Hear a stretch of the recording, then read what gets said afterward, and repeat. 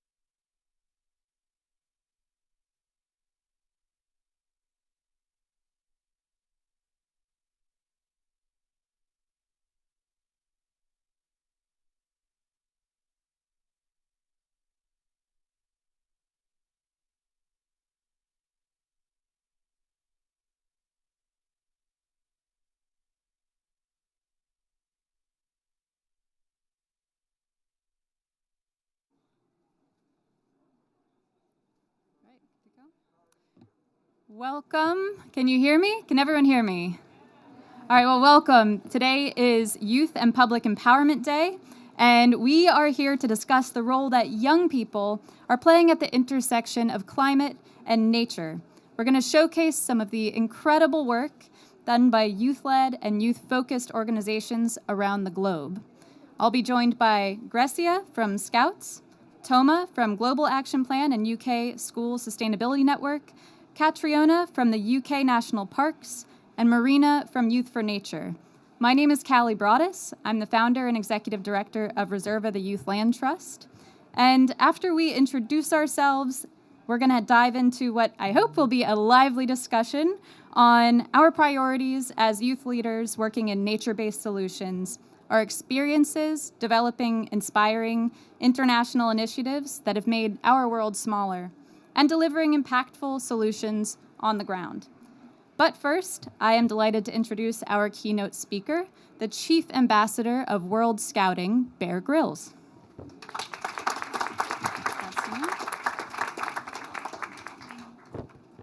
Thank you so much. You guys all right? The edges, the fringes, come on, we know life lives at the fringes. Well done. COP26, Youth Day. Arguably, you could say the most important day for COP, because this is ultimately why we're all here. Is that all right? Try and make sure young people have a future, a planet they have a future on. I suppose for me, when I kind of started out in my career of kind of filming and expeditions and traveling to all these kind of weird places in the world, I think I was maybe a little bit of a climate skeptic. And I kind of figured, maybe the world's pretty resilient. How much impact really can, humankind have on a world that is so big and powerful? 15 years later, I've changed. I really have. I no longer ask those questions. I don't ask them because I know the answers. And I've seen it over and over again. And what I know now is very different. What I know now is that actually the world is hurting. In fact, I would go so far as to say that in terms of environmental, I think the world is actually on her knees.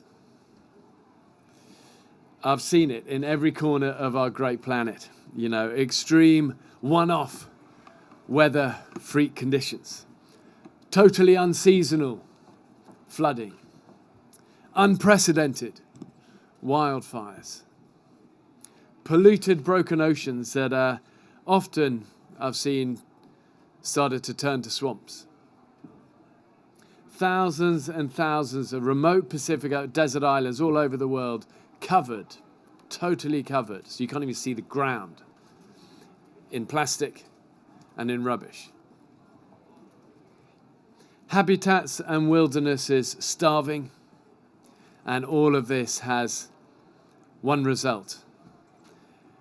which is vulnerable communities around the world, suffering, and human beings will die. If you were to ask me the same questions now, what is the biggest single challenge to all of us as citizens of planet Earth? What's the one thing that matters most? What's the one thing that actually unites us the most? I would say, along with 57 million of our young scouts around the world, I would say this: it's protecting the only home any of us have. Today, all of humanity, all of us around the world, wherever we are, whatever our background, we're all faced with the same stark choice. Either take action now to stop climate change, or we leave it for another generation with the excuse that it was too difficult, too demanding, too expensive, too impossible. During my 12 years as Chief Scout and as Chief Ambassador of Scouting, I think, which by the way have been truly some of the best, most enlightening years of my life, I think what I've learned is that Scouts tackle the impossible. Time after time, Scouts, I see it, they never shy away from the difficult tasks, the tough tasks. They embrace them. But I've also learned that Scouts care. They care for not just their own future, but they care for the planet. As do all young people. I mean, how many of us in this room work with young people? And to a T, to a man, to a woman, they care about their future and they care about the future of their planet. We've just had 20 of the hottest years on record. The Greenland ice sheet, as you guys know, is melting. Deforestation continues unchecked. Our oceans continue to be stripped and to be polluted. This conference, with so much power and influence and world leaders who've been here and gather here, is our chance to stop this. And I'm definitely not here pointing any fingers of blame. I really am not. You know, I'm as guilty as anyone, probably worse. But I do know that a global problem needs a global solution. And, you know, many people doing a little bit, even if it's imperfectly, is always going to be more effective than a few people doing everything perfectly. And that's why every one of us can play our part.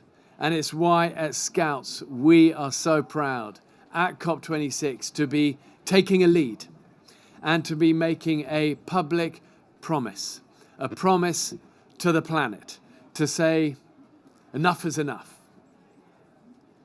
With this promise to the planet, we are uniting 57 million Scouts around the world to use their voices, to use their actions, to fight for our planet's future. And as we said, we cannot do this. We cannot do this alone. However brilliant, you know, so many amazing people here at this conference, however brilliant they are, we cannot do it on our own. You know, the truth is we need our world leaders, our country, our governments to make their promise to the planet too. To change policies. Change is not very fun. The only people who like change is a baby with a wet nappy. You know, it's uncomfortable, but change is where it happens. You know, governments have to be bold. This is the time to be bold, to change the way our countries, our governments create energy and use resources. When President Obama asked me to take him into the wilderness to show him some of the effects of climate change close up, it was a powerful moment for sure. I took him to Alaska, showed him some of the receding glaciers and other stuff up there. But I could have equally taken him to some of the South American rainforests or the big tiger forests of Russia and many other habitats, and reminded him that globally we're losing 30 football pitches of forest a minute still today. I could take him to the deserts of Africa to show the struggling, dying elephants fighting for scarce water. Because I know and I've seen how much we all have to lose. Yes, our planet is resilient. It is resilient to a point. And it's all about that point. And the truth is that point has passed. It's passing before our eyes. You know, now, I think if I had to describe our planet now, I would describe it at best as fragile. I could line 10,000 scientists up right now and ask them, and they go, broken, not fragile.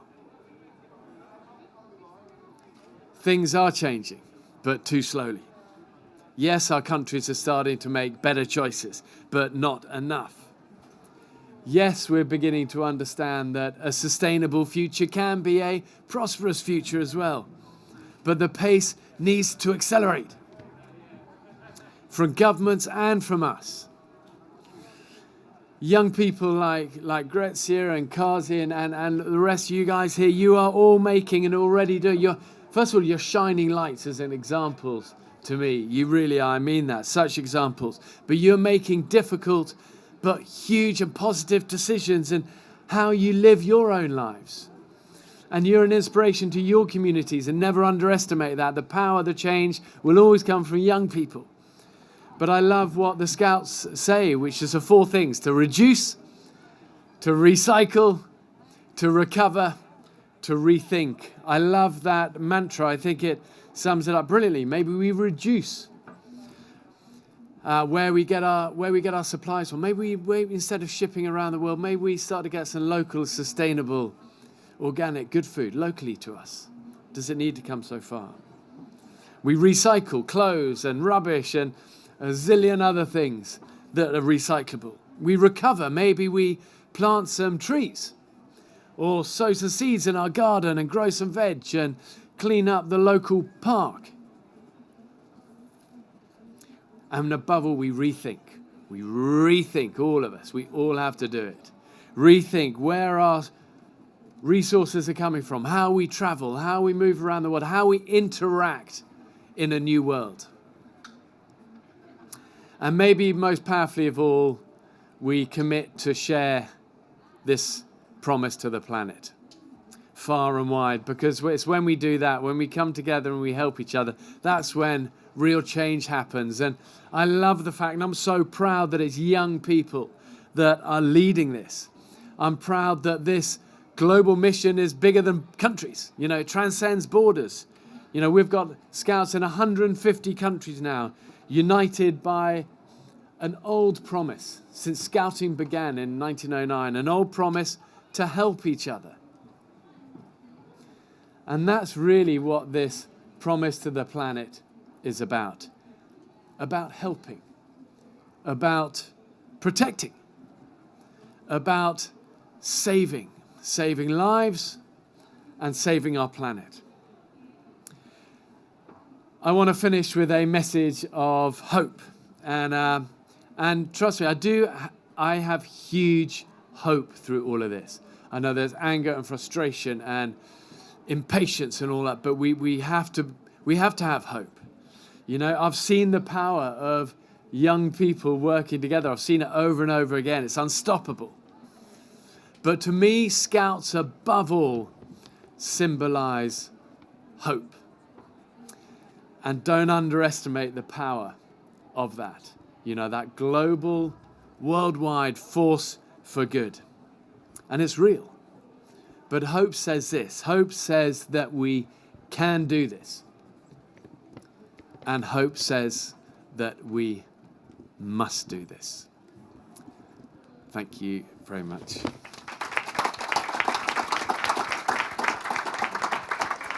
Thank you so much, Bear. So we get another couple minutes with him before he has to run off. So we're going to do a quick Q&A, and I think we might have you for another 5 minutes or so. Sure, yeah, try and answer any questions anyone's got. So, bear in mind, you got an incredible also panel of brilliant people. I'd love to introduce you to some of them. We're going to circle back because we each have a little bit to share about our own organizations, and we have some questions to discuss that we've prepared, which I think we can circle back to later. But while we have you here, obviously many of us have seen you on TV, and you mentioned that Scouts is about tackling the impossible. From a more human level, because normally we just see you through a screen, how do you personally handle that on a day-to-day level? For some of us, it's something we think to ourselves when we get out of bed, or it's a letter we remember, or there's something. Is there something to you that you think about on a day-to-day level? In terms of How to tackle the impossible. how to tackle the impossible generally in life. I think maybe more in relation to what we're facing today with climate Okay, change. I think first of all from a place of broken imperfection. You know, I'm not a preacher of a person like this. You know, we have much progress to do. I do think though, for all of us, life is about continually adapting and continually listening. You know, 2 ears, 1 mouth, and the world and people and the planet is loudly saying to us, do your bit. Whatever it is, do your bit, do your bit. Be on the right side of history. Recycle more. You know, I love those 4 things: recover, recycle, reduce, rethink. That works well in my brain. I use that with a family. It's a day-to-day thing. It's a great, simple way. It covers everything, you know.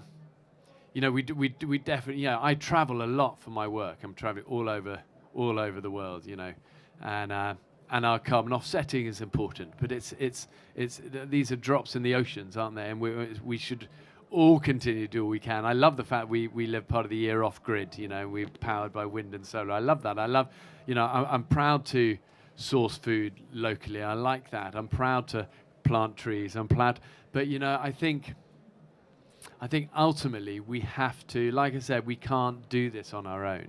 You know, this COP really is about saying, for all of you guys who are influencers, who are change makers, many of you work in government and NGOs, you know, you guys have the power. Use it, use it. Use it for the good.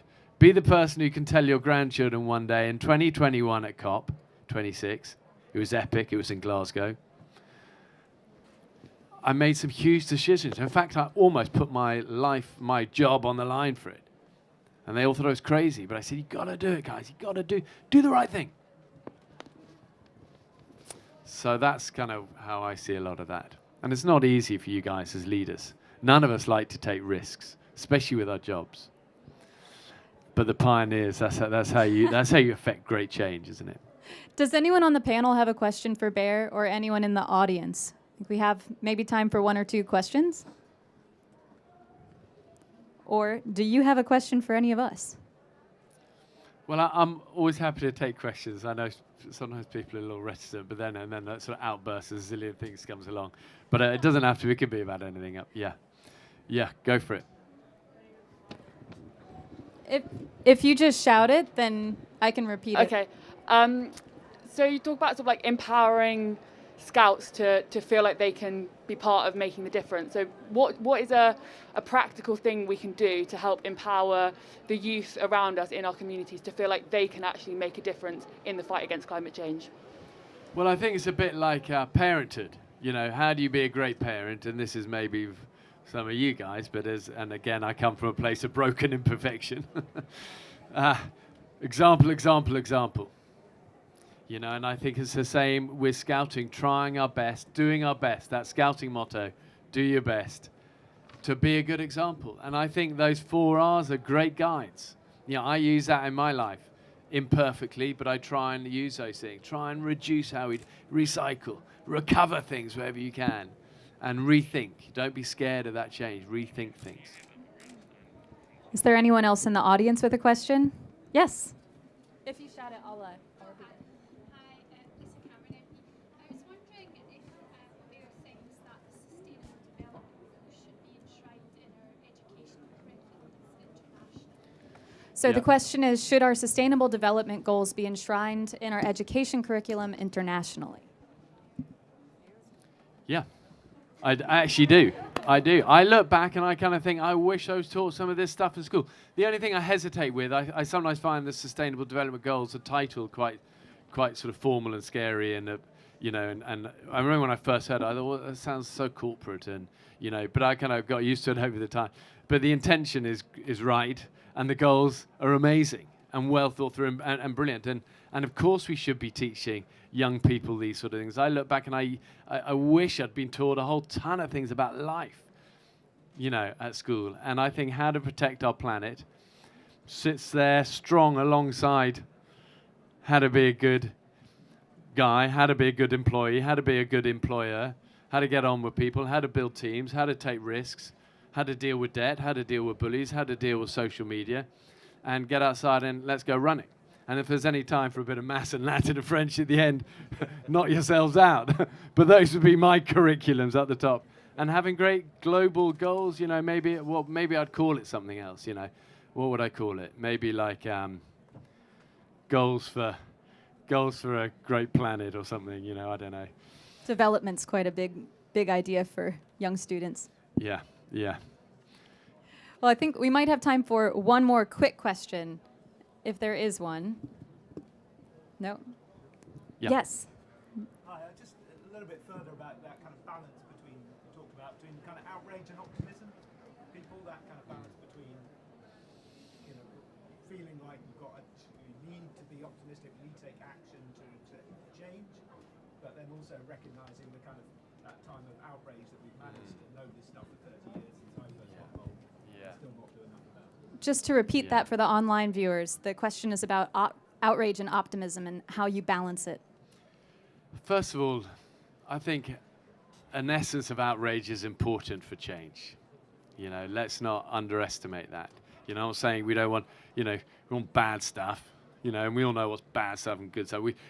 But an essence of outrage of like, come on, you know, an essence of the no more blah, blah, blah. It's important.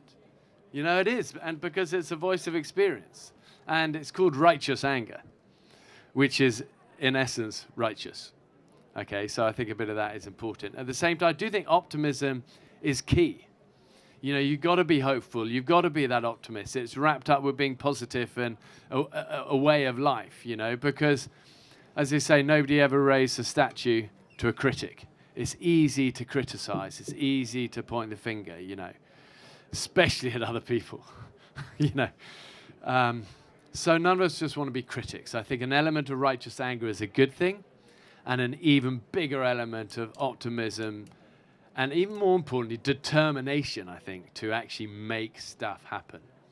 And the power of collective is incredible. You know, that's why I don't stand here on my own. I stand as part of this global family. It's why I repeat that number of 57 million, to remind us it's a force, it's a force. Listen, listen, listen. Young people in every country in the world, listen.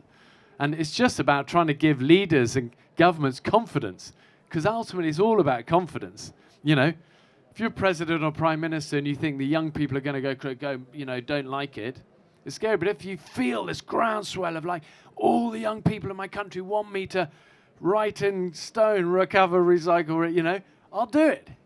You know, so the message is always is to the leaders, have confidence.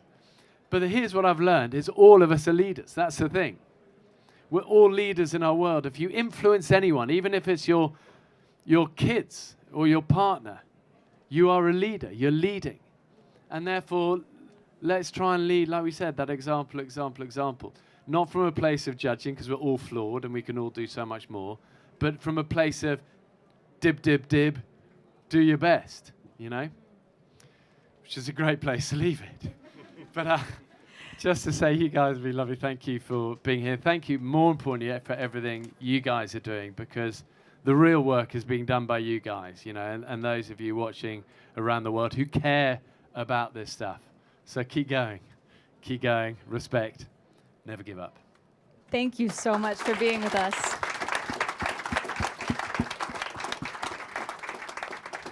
So Callie, he's going to have to dip out, but we're going to keep going. Callie, Yes. do you think that we could get a quick picture with Bear with the youth leaders on the panel right before that's he a great runs? idea. Yeah, I thought that might be nice. Does Real someone quick. back there have I mean, a there's so many people here with cameras, and there's folks in the... So we could take photos. group photo? Come on. Quick photo. Here you go.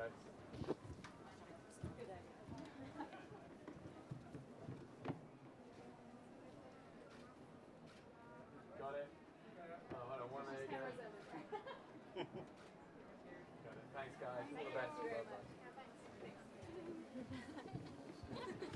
All right, so we're going to dive into sharing a little bit about what we do. We each have a lightning talk prepared, or more or less prepared, just to introduce you to our organizations, and then please do think of questions. We have a couple for ourselves to discuss, but we'd love to have this be a discussion with this group. So I'm going to kick us off and then hand it over.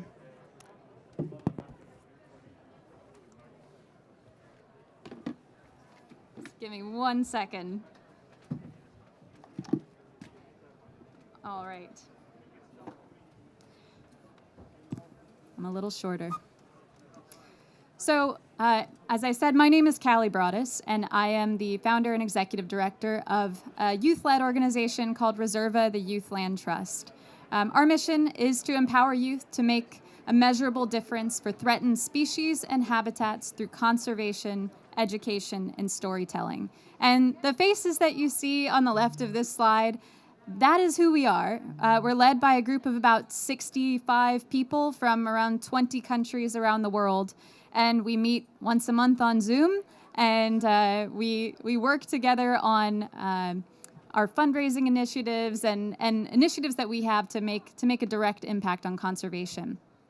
We organized around a flagship project. The idea was to create the world's first entirely youth-funded nature reserve. We teamed up with a group called Rainforest Trust, based in the US, and an Ecuadorian organization called Fundación Ecominga to make this happen. And that's what we've been working on for the last 2 years. Why did we do it? Well, the idea is that young people around the world make up half of the world. Literally half the globe is under 31 years old. And there hasn't really been an organization working in international funding for conservation that focuses entirely on youth, doing international conservation through the lens of youth empowerment. And so we wanted to fill that gap, especially considering the number of young people who are so energized to make a change, but who have so few options available to them to do something solution-oriented. Of course, nature loss and climate change, if you're here at this panel, you know that they need to be addressed together. We're facing huge biodiversity loss. We have species going extinct at 1,000 times the natural rate. And yet, you might not know that if you only read the news on climate change. We need to address these things together.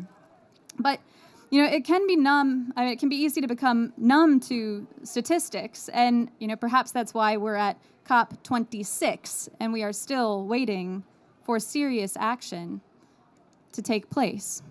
So one of the initiatives that we started to do this youth-funded reserve was to raise letters. Rather than money, we raised letters from kids around the world, and we said, if you send us a letter, we will match it with $3 toward this project.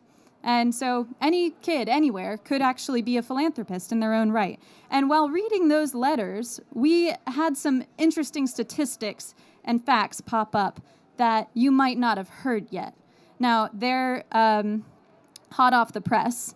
According to James in the UK, it has been estimated that 15.3 billion trees are chopped down each year out of the 3.03 trillion trees on Earth, and that means 198.693 years there won't be any more trees on Earth. 80% of all animals live in either trees or forests, and there are 1.2 million known species on Earth.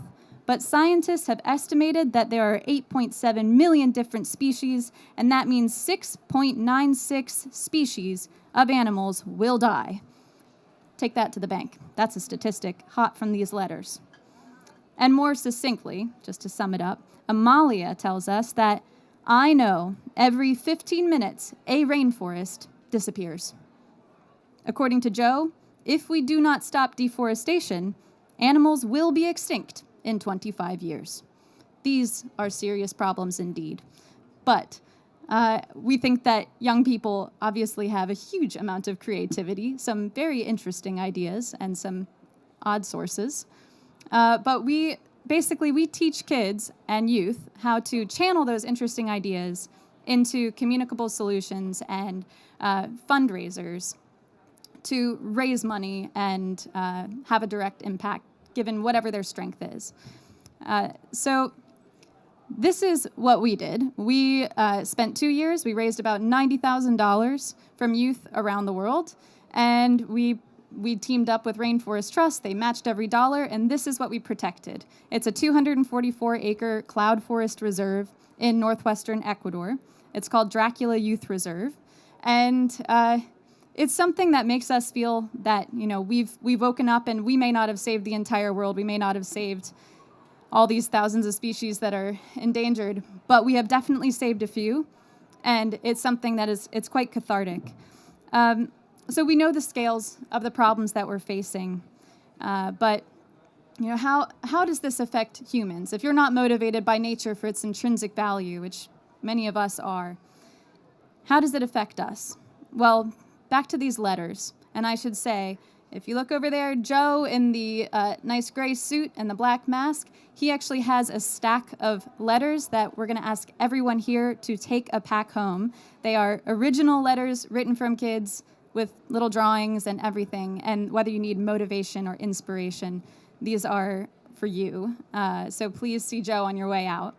But according to Eamon, someone might read this in their letter today, already one medicine is gone. Think about that. Medicine aside, there are more threats to human health.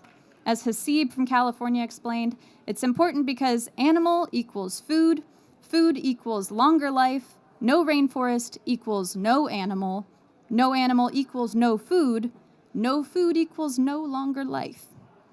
So, they put it pretty simply. We all know what we need to do, but and I think we're going to hear more solutions from those on the panel. So I'm going to ask you guys to come up, and I think next is Grecia. Yeah, thank you. I think I can do it from You here. can do it from there? Yeah, Okay. sure. So hi, everyone. How are you today? My name is Grecia. I am from Mexico. So hola, hola. And I represent the World Organization of the Scout Movement. I am a youth representative at world level. And I really come from an organization that focuses on building skills and competencies on young people, because at the end of the day, you really need to be prepared for the real life, right? So what we're looking for is that they are able to tackle global issues at a local level with these skills and competencies. Therefore, they can really be change makers at a local level, but mobilizing their community. And for me, this is one of the main roles young people have in this huge and permanent battle towards keeping safe our planet. In a professional side, I do sustainable tourism. I work with local communities and indigenous groups building experiences so we can live and do a different type of tourism while saving our environment and giving them the opportunity to get an extra income for living. Thank you.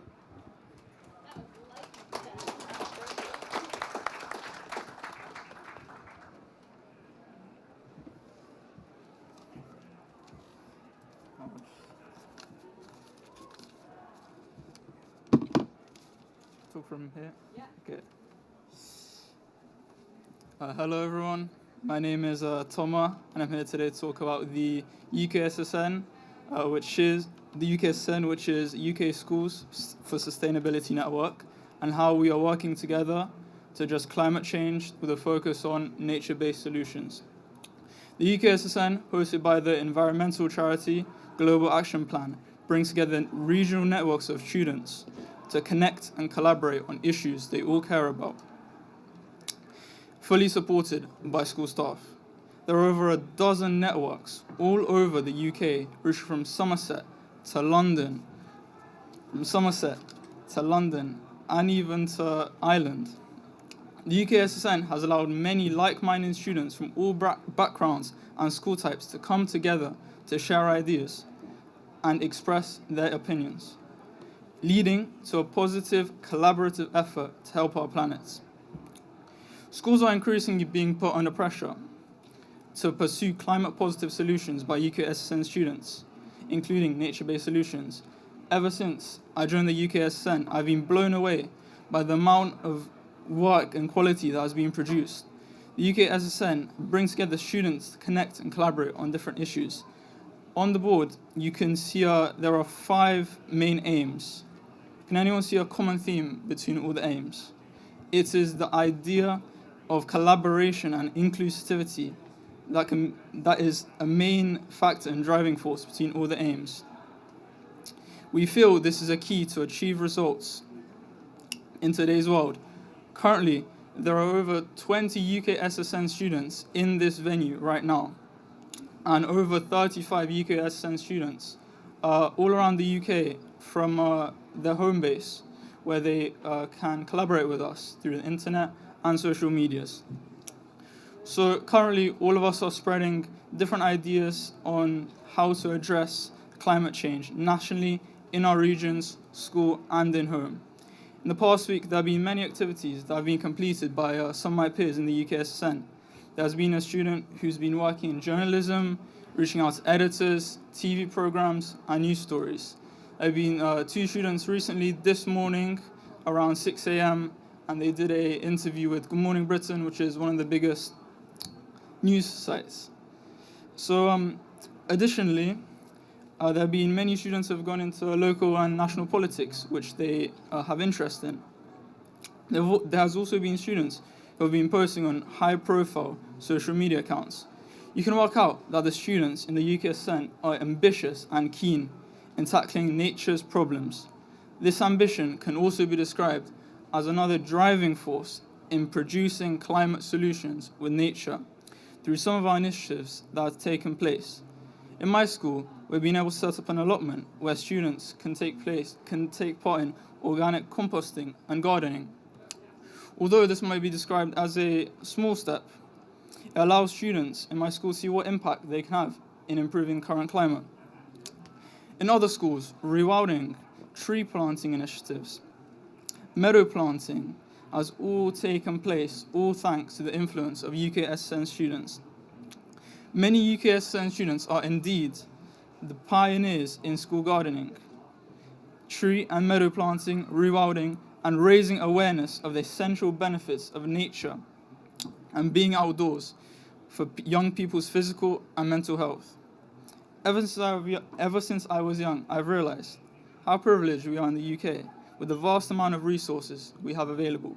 If we can't tackle climate change, who can? Thank you.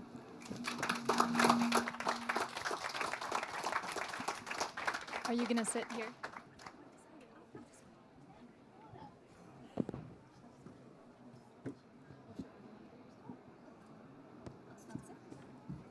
Right. Hi everyone, I'm Katrina Manders, and I am a member of the Youth Committee and Junior Rangers group of Loch Lomond and the Trossex National Park. And today I'm here to represent UK National Parks to talk to you about what we do. So, the aims of our national park is to engage with the maximum number of young people possible. Our national park, Loch Lomond and the Trossex, is over 700 square miles, with people from all different backgrounds, and it's obviously a difficult task to engage with everyone, but we're all about trying to represent people from all across the park. We link in with all the other national parks across the UK, such as that picture there is from our Junior Rangers residential held in the Peak District National Park in 2019. And it was a great weekend full of practical conservation, as well as talking about how we feel about nature and the climate and what we need to do to protect it.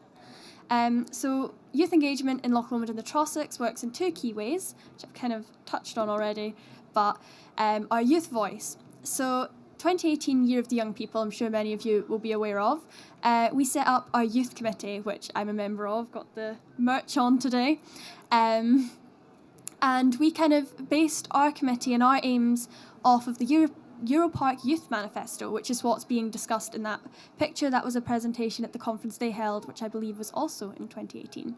So it's about what organisations can do to keep young people at the heart of decision making, and this is something we also do in our park through the board. We quite often, as youth committee members, go along to sessions, and we've presented papers in the past, and it's really important to us that we are really closely linked with decision making in the park, because at the end of the day, it's where we live and it's where we really care about and want to protect. We also have a young volunteer programme, which is more the kind of practical conservation side of things. Skill-based programmes, such as Junior Rangers, which is a programme that runs in schools as well as at the weekend in a kind of voluntary basis, obviously. It's about getting young people into nature and really connecting with where they live. I know for me personally, I'm so passionate about the climate and protecting the environment because I grew up in a very rural area that I was constantly surrounded by nature, and I know what I want to protect. We have a deep care for the world that surrounds us, and I think if you don't know what you're caring about, then you can't care for it. I think that's me. Thank you. Welcome up, Marina. Am I gonna go up? Okay. Come on up. I can go up. I didn't need to bring this. Hi, everybody. My name is Marina Melanides. I'm a Greek-British settler on the unceded territories of the Musqueam, Squamish, and Tsleil-Waututh nations, also known as, or currently known as, Vancouver, British Columbia, Canada. So I'm very, very lucky to have grown up in a place where literally on one side of me was the Pacific Ocean, on the other side of me is the Rocky Mountains, and behind me is one of the largest and only temperate rainforests in the world. A love of nature brought me to the climate space. So I was really surprised when I started engaging a lot more in climate work, especially as a youth climate activist, the lack of nature in the climate discussion. And this was about 5-6 years ago. That intersectionality was really missing. Around this time also I was about to graduate and looking for a job and looking for a place to work where I could meaningfully contribute to the solutions to these giant intersectional problems, and also finding not very many options to do work that really aligns with my values, and seeing a lot of peers around me with that same problem of wanting to really do work, and having knowledge, skills, ideas, capacity to do really important work, and just not having those platforms or opportunities or resources to do that. So that's why Youth for Nature came to be. Youth for Nature is a truly youth-led. That means that all of our staff are under the age of 30. All of our volunteers are under the age of 35. We're an international organization. That means that we have staff from all corners of the world, and volunteers from all corners of the world as well. Nonprofit organization. And we're really working at that tangible intersection between nature and climate, working to bring these two spaces together in ways that align with knowledge, with community, and with justice, and in ways that support and empower young people to lead on solutions and to increase the impact of the solutions that they're already leading on in their communities around the world. Is this going to work for me? Oh, there we go. As I mentioned, we're a global organization. To quote Bear Grylls, which is not something that I thought that I was going to say today, this is a global problem. So really it made sense for us to make this truly a global organization, and we're truly one of the only global youth-led organizations that are working tangibly in nature and climate at this scale. That allows us to do work that is globally collective, but also do work that is really regionally specific. We have regional directors, one of whom is standing up front there, Raisa, our regional director for Europe and Central Asia, that are leading on projects that are context-specific for the issues that young people are facing in those regions. We also work horizontally and collectively and are incredibly values-oriented. We don't have a hierarchical structure in the way that we're working for each other, and we really believe that this makes us a transformative approach to working together as young people. What kind of work do we do? We do knowledge-sharing work, and that looks like a lot of things. For example, we've got a couple pictures there, including our Agile podcast, which is a podcast all about what climate justice means for young people in the Middle East and in West Asia. We work in policy, including dealing with this idea of nature-based solutions, which I've heard a couple times, which we work with a little bit, but not uncritically. And in fact, we're going to be releasing a youth-led policy statement that we've collaborated with other international youth-led organizations on, about how young people really feel about this term nature-based solutions and what we think we need from that. So check us out for that launch at 3 p.m. in the Nature Pavilion tomorrow. And we also spotlight other young people who are knowledge holders, because we truly believe that young people have the knowledge and the skills to do the important work and do the kind of systems change related work that we need in this space. We also do a lot of capacity building that's looked a lot like bring young people into spaces like these, which are so opaque and so incredibly challenging to access as a young person, and to do that in a way that's fully supported and fully funded. We're one of the only, probably not the only, but one of the only global youth-led delegations that is fully funded in these spaces. We brought a delegation of 12 young people from 11 countries this year to COP26, including countries like Syria, Yemen, Lebanon, Japan, Kenya, Nigeria, Finland, Brazil, Canada, the UK. I think that's all of them. I might have missed one. And this is critical because these are where decisions about our futures are being made, and largely those decisions are being made without us. So it's incredibly important for young people to have access to these spaces so that we can change the narrative from the inside as well as all the narrative changing that we're doing on the outside. And then our biggest project is storytelling. Young people are doing incredible work for nature and climate all over the world already, and those young people need platforms so that they can share their stories and have those stories be heard, and so that they can increase their impact.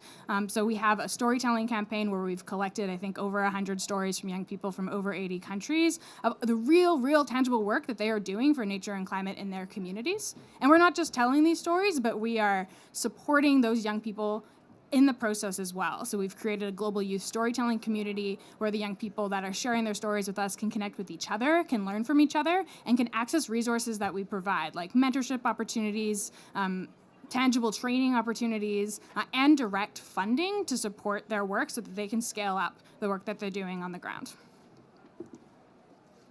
And we're just getting started. We're only 2 years old, and this work is incredibly dynamic, and we've grown really fast. But honestly, true youth-led work in nature and climate is so rare because it's so challenging to access resources that, as young people, to do this work in a meaningful way and to design the kind of solutions that we want to lead ourselves. And we think it's incredibly important that young people to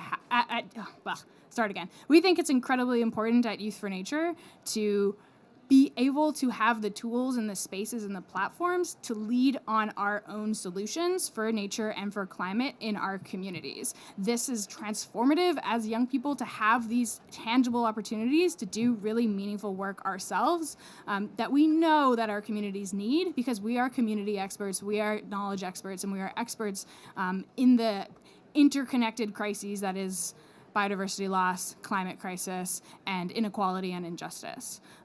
We're leaders right now as well as leaders in the future, and we deserve to co-design those own futures right now in the present.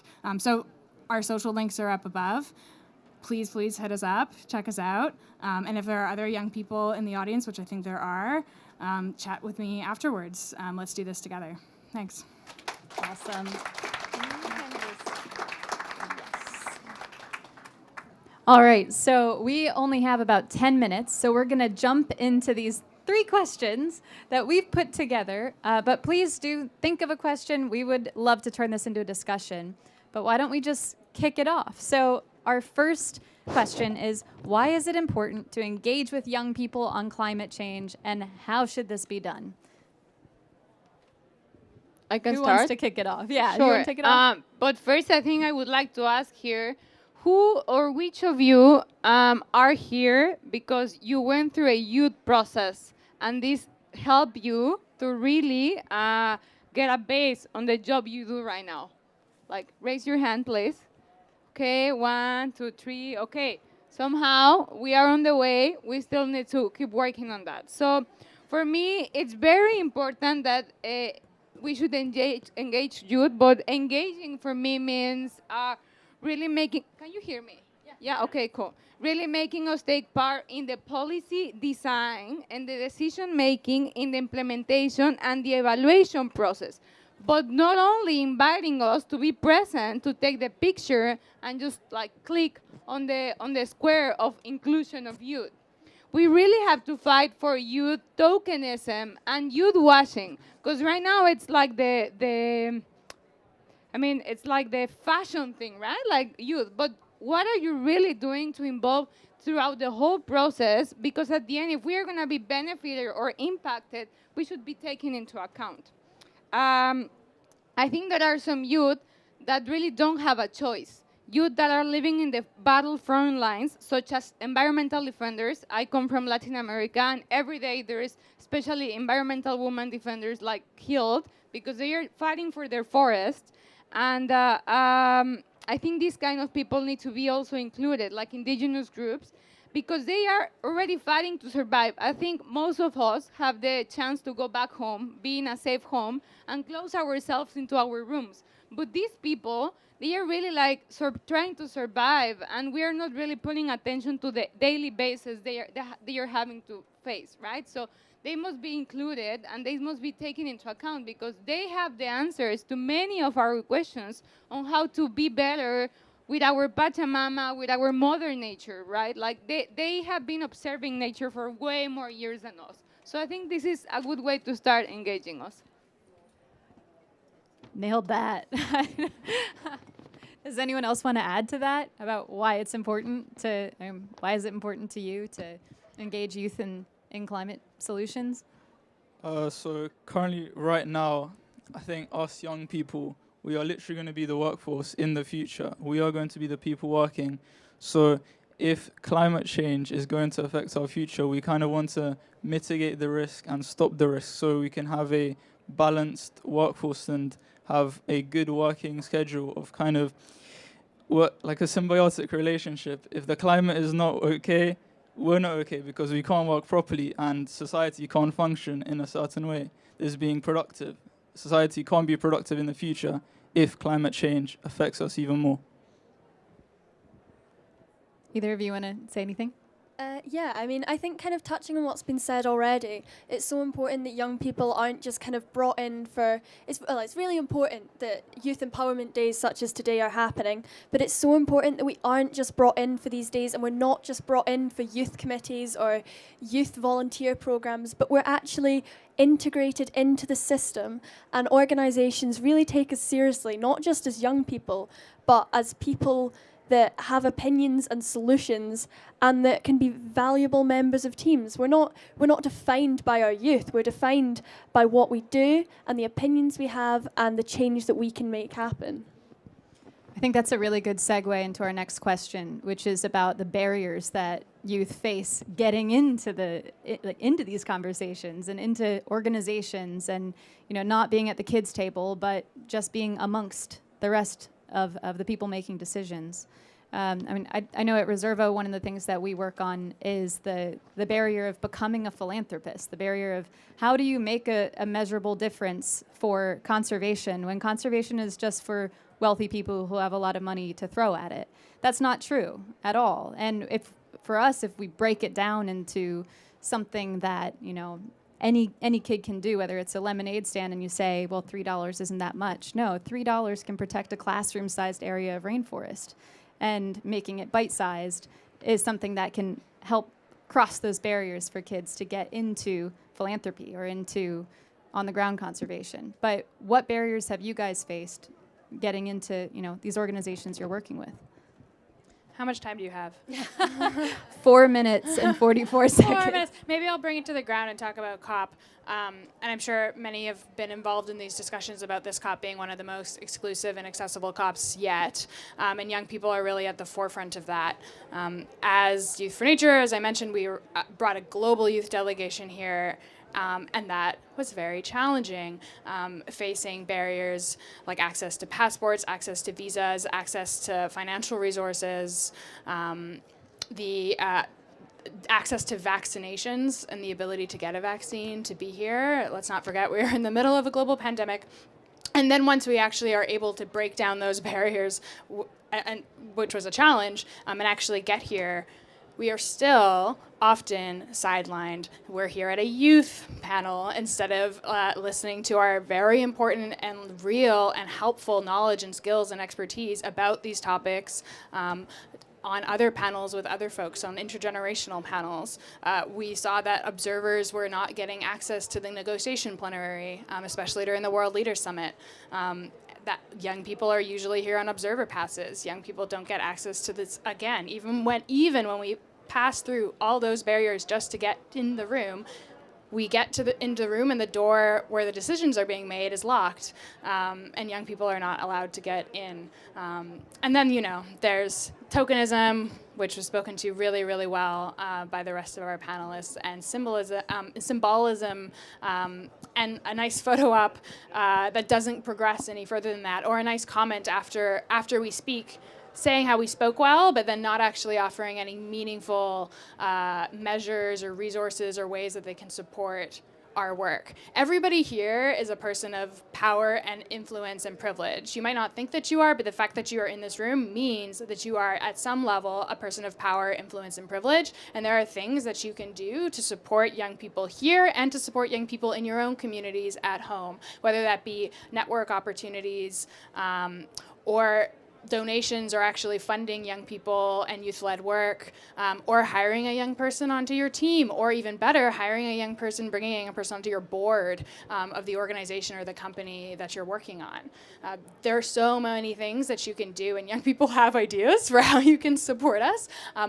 But we're really, really looking for that true intergenerational allyship and that true hand and offer of support, because let's be honest, we're not going to be able to address any of these problems if we're not doing it together. You need us as much as we need you. Thank you so much. That was a really thorough and excellent answer. So unfortunately, we are running out of time, but I want to give each of us the opportunity to just have a final thought. I don't know if anyone else has to run off. Most of us can probably stay around. So if you do have a question, please find us afterward and come chat with us. We'd love to talk to you.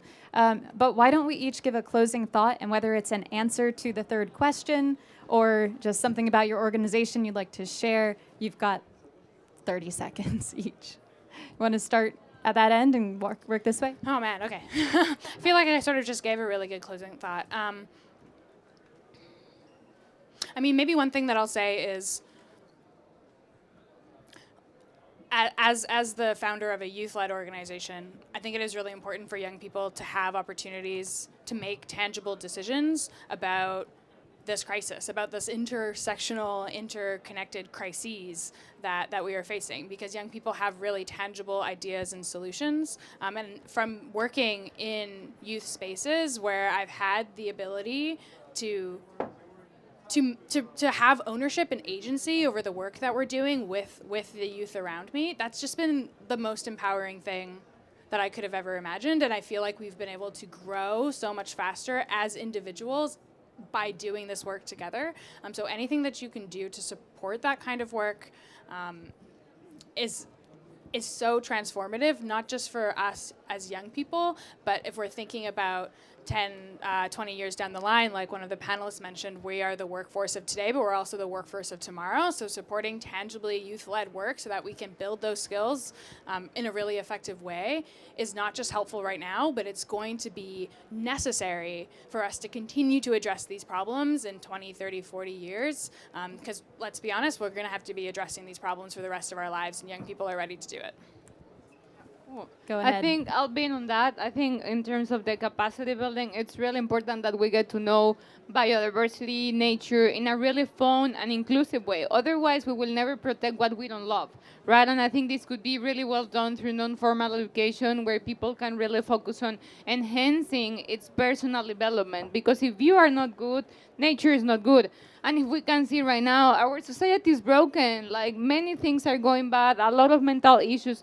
And I think there is a strong connection between the way nature is broken and us are broken. So if we don't manage to shift our values, ambitions towards the relationship we have with nature, we will never be able to save the planet. So we really need to understand that we are part of nature. We are not besides, we are not in top. We are part of this web of life, and we are same as relevant, and the nature is same as relevant as us. So I think everyone needs to care and feel for what it matters, which is what we're here right now. So yeah. Thank you. May I go last, if that's okay? So Sure. we can segue into the thing. Oh, yeah. Oh, of course. Sorry. Go ahead. Okay. So, as you said, looking at the third question, I want to talk more about the national impacts we can have. So, I feel national school campaigns on climate change awareness could be a big factor in kind of the younger generation learning about what impacts they have to the climate and how they can help mitigate and stop climate change. So, for example, currently, not enough education is being provided on climate change in schools. but in the future, hopefully, there will be about maybe 20 hours a week, 20 hours a term, about education on climate change and different rising sea levels and many other problems, and how young people can try to stop them. As we mentioned before, they will be the people making the decisions in the future. So, yeah. I'll just add to that, especially onto what Grecia was saying. It's really important that we protect biodiversity while solving the climate crisis. There's an effort going on to protect 30% of our planet by 2030. You've probably heard of it. You probably have the opportunity to advocate for it, so please consider doing that. And my last thing is just make sure you stop by Joe on your way out. We also have packs of letters from kids in Spanish, so if you're a Spanish speaker, just ask for one of those. And I'd like to welcome Katrina up to the podium for a very special presentation. I'll just start here if that's okay. So we've talked a lot today about biodiversity conservation, and that's one of the key things that we're talking about. And as protected areas such as national parks, that's one of the key things that we want to focus on.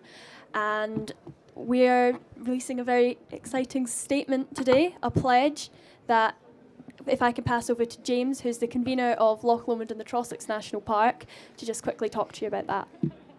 Delighted, and thanks ever so much. So this all started from our young people. They challenged us to do better. They challenged us to think bigger. They challenged us to actually address those dual crises that you were talking about. And as we reflected on it, and Katrina said it, 720 square miles is simply not enough to deal with those things. You've got to find scale. So the first thing we did was look to the UK, and we found that there's 10% of the UK are already national parks. So perhaps we could work at that level and engage 100 million visitors, but that's not big enough either. So we looked to the world, and you mentioned 30 by 30. These spaces and places, they're special to us. We connect, and that is the foundations of what will become that 30 by 30 and should go beyond, one would hope.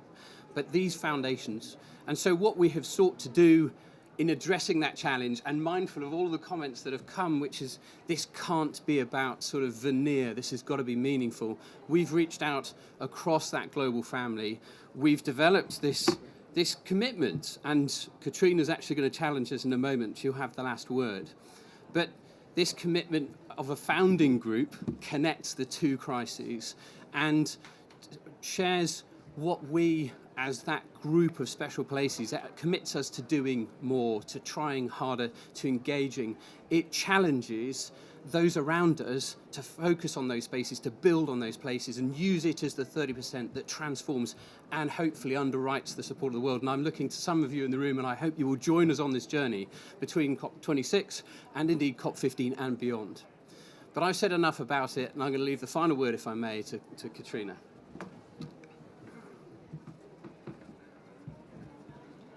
So, as James said, this originated as young people challenging national parks, challenging protected areas.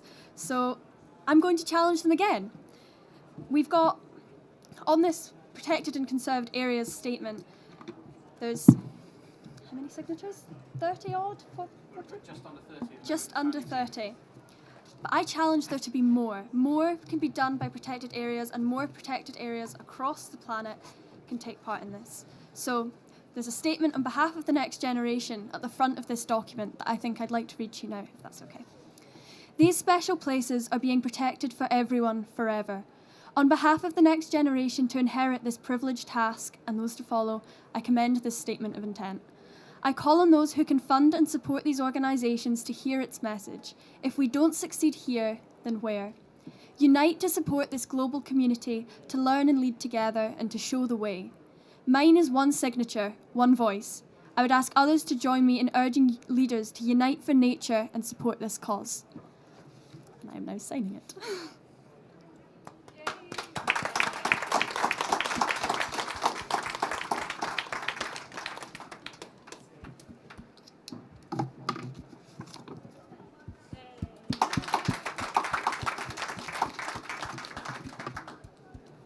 And that's me. Brilliant. Well, thank you all so much for coming. I know we've run a couple minutes long, so thank you for staying. Please hang out afterward outside. We'd love to talk to you and answer more questions. And do stop by Joe. Joe's going to head over there.